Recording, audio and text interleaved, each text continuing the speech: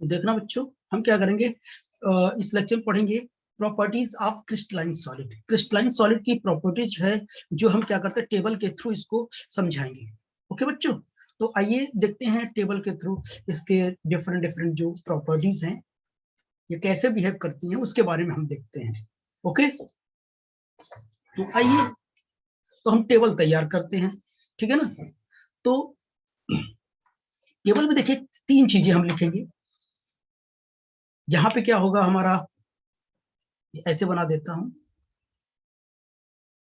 ये हमारा क्या हो गया, यहाँ पे एटम हो गया, एटम हो गया, थोड़ा जगह ले लेता हूं।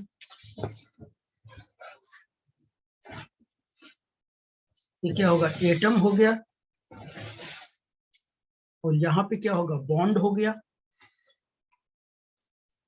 यहाँ पे बॉन्ड हो गया, यहाँ पे मेल्टिंग पॉइंट होगा एमपी, और यहाँ पे मोल्टेन स्टेट हो गया, मोल्टेन स्टेट हो गया, और यहाँ पे क्या हो गया, एग्जाम्पल हो गया। हम क्या लिखेंगे यहाँ पर, एग्जाम्पल लिखेंगे। आप लोग भी बनाते जाएं।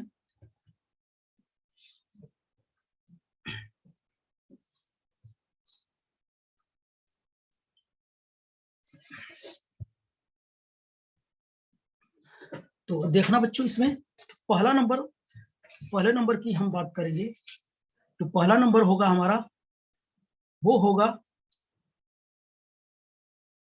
आयनिक होगा।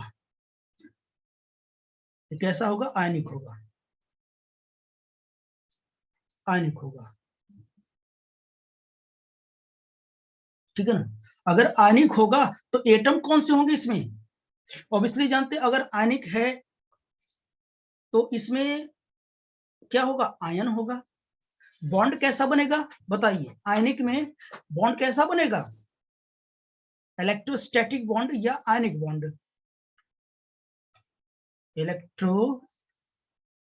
इलेक्ट्रोस्टैटिक बॉन्ड, बॉन्ड और आयनिक बॉन्ड, आयनिक बॉन्ड,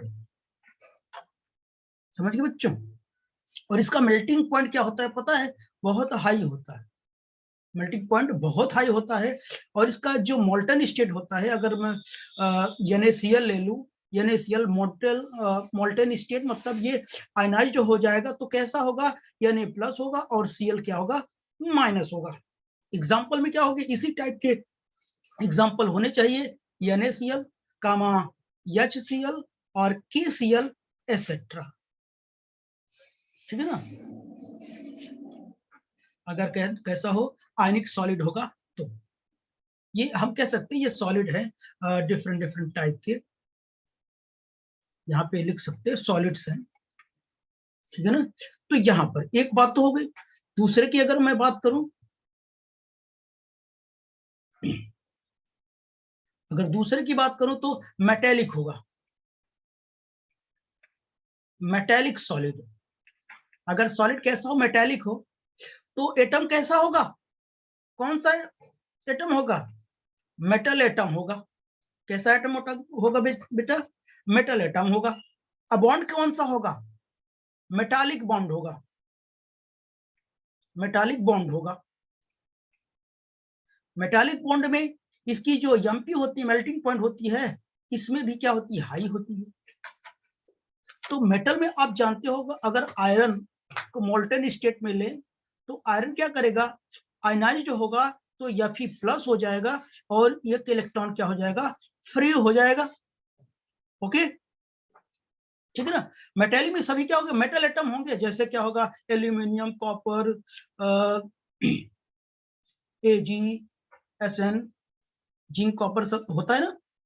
तो ये एग्जांपल में अगर मैं लिखूं, जैसे एल्यूमिनियम हो गया, कॉपर हो गया, गोल्ड हो गया, सिल्वर हो गया और जिंक हो गया, ये सभी क्या हो जाएंगे, इसके एग्जांपल है, मोल्टेन स्टेट में आएगा तो इसे क्या करेगा, ये आयनाइज्ड होगा। ठीक, तो ये भी जानते हैं, सब कुछ जानते हैं आप लोग, ग्रेजुएशन में होने का यही फायदा होता है, बहुत सारी बातें आप जानते होंगे। अब बात आती है कोवैलेंट सॉलिड। कोवैलेंट सॉलिड बताइए, कोवैलेंट सॉलिड में जो कोवैलेंट सॉलिड होगा उसमें एटम कैसा होगा? नॉन मेटल एटम होगा। क्या होगा? नॉन मेटल एटम होगा। नॉन मेटल एटम होगा, ठीक है ना। बॉन्ड कैसा होगा? कोवैलेंट बॉन्ड होगा। और इसकी जो मेल्टिंग पॉइंट होगी हाई नहीं, वेरी हाई होगी। आप जानते हैं कोवैलेंट बॉन्ड ब्रेक करने के लिए बहुत ज्यादा टेम्परेचर की रिक्वायरमेंट होती है।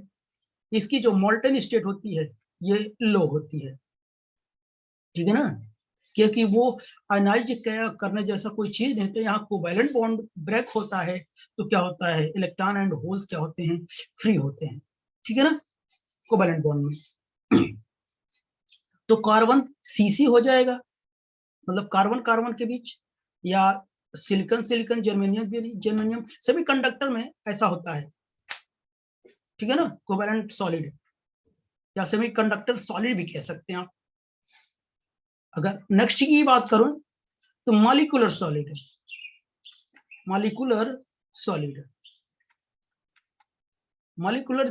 जो होगा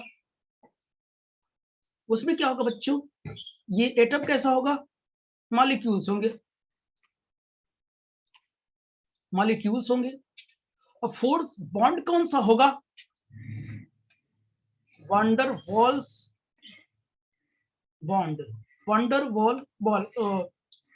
बॉन्ड लगेगा, ठीक है ना। इसमें बॉन्ड कैसा होगा, वंडर वॉल बॉन्ड होगा। इसकी भी जो मेल्टिंग पॉइंट होती है काफी लो होती है, और ये जो मोल्टन स्टेट होगी है वो भी क्या होती है, लो होती है।